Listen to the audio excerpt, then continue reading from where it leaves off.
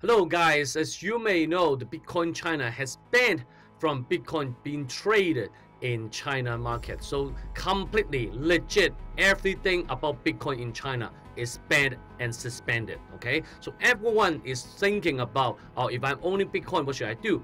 If I haven't owned Bitcoin, should I buy it now? So things like that I would be talking about in this video. So welcome to my video. So hope you guys rocking today. Today is September 15th. So the news is from yesterday, and we've been talking about this all day. Okay, so if you haven't subscribed to the channel, please subscribe and also like my Facebook page. I'll be updating most updated video to you guys, and also you can join the notification squad, and then you'll be one of the first one who see my latest videos. So I have a team of 7 in my research team. So anything happens, anyway, we have to know about the news, and then we can trade in a portfolio anyway. So the costs were paid already. So the researching cost. So it's matter of time. Matter of fact, I will just upload. I will just talk, and then I can share these insights with you guys. So this is pretty much news, but we have to know that how many Chinese and how much of the market is Chinese buying into the Bitcoin. Okay, so and then how does it correlate with the market, and then we'll know Bitcoin, the future of the Bitcoin. So as you can see, the news is that China has really banned the Bitcoin. As you may know or you may not know, as a Chinese, you're living in mainland, if you really want to close your business or even you're investing in a fund, and then you have to take the money out away from China, it may take years. Okay, it may take years. It literally years, because every year legally, officially, you can wire out 20,000 US dollars. That's it. Okay, but you may know that there are many other ways, because I'm not talking this in any other Chinese channel, right? This is the English channel, and I'm only public to outside of China, and it will not be censored. Okay, so there are many other ways, and they know, President Xi know really well that many other ways under the table they can transfer millions, billions of dollars per day. But I'm saying that officially, compared to other countries, you're not allowed to transfer the cash away out of China. So that is exactly why, if you think of this story, if you're Chinese, you will find any way to make your currency, the liquidity, as high as possible. So Bitcoin is really definitely useful in China. So we can look at the market. So as you can see, there's some kind of statistics saying that how renminbi is occurring in the Bitcoin is how many is occurring in China. If we assuming that renminbi is those people in China investing in Bitcoin, then some people say the market is controlled, like it's invested 60% invested by the Chinese. So if they cannot trade and sell their Bitcoins in China, well, they can sell it in other elsewhere, right? So the thing is, government is controlling the pace of renminbi being international and freely traded, and they really have the full control of it.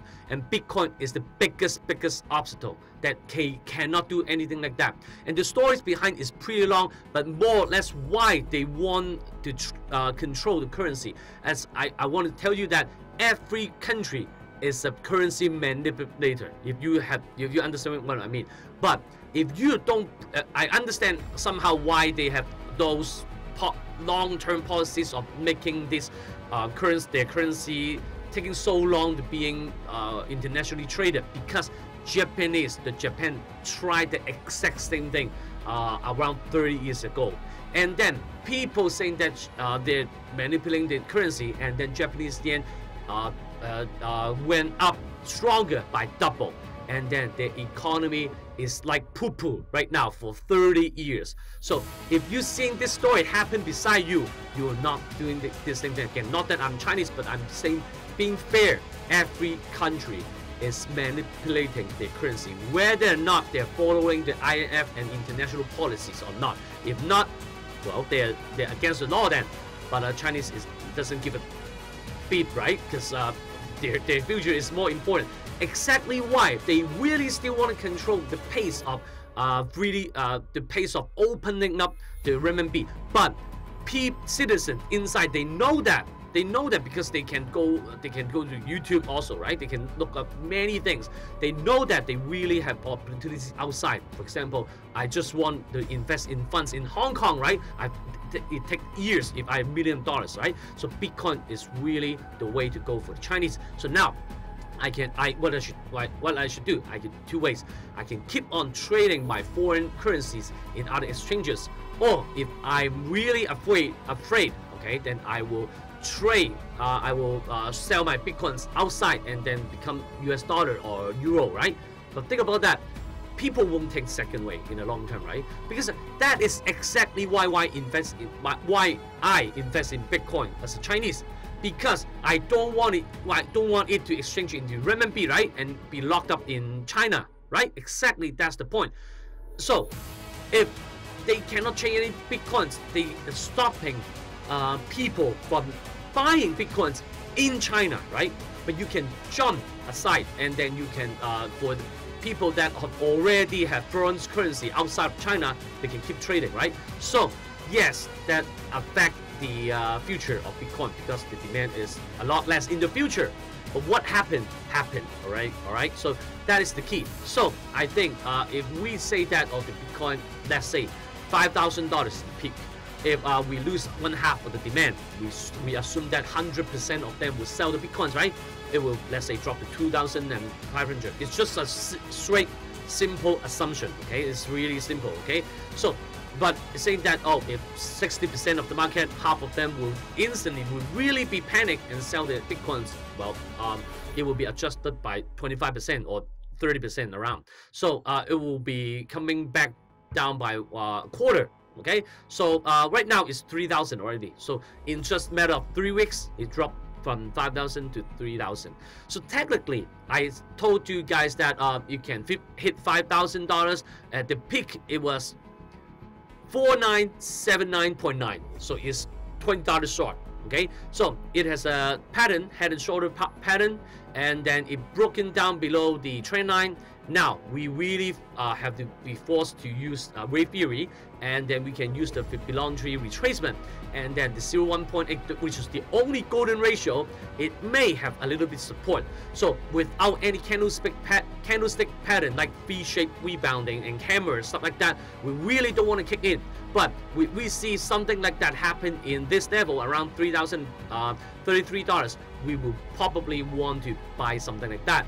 And head and shoulder target is also around $3,000. So basically, it's pretty dramatic fall, but the target has reached. It can drop a little bit more. So the next one is obviously 0.764.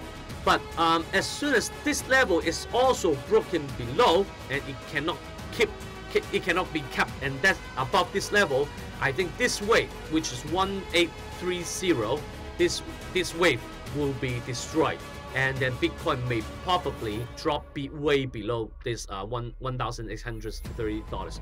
For now, my plan A is not that. My plan A is simple adjustment, and then from 3,000 or 2,600 it should rebound. So that's my update about Bitcoin, and usually I don't talk that much about Bitcoin, right? But I make like 5 videos about Bitcoins, but recently it's really worth mentioning, right? So if you like this video, the most direct way to support me is to like and share this video to your friends, and hopefully it will give you some insights and reference that you can make a smart decision. So I will see you next time. Investing made easy.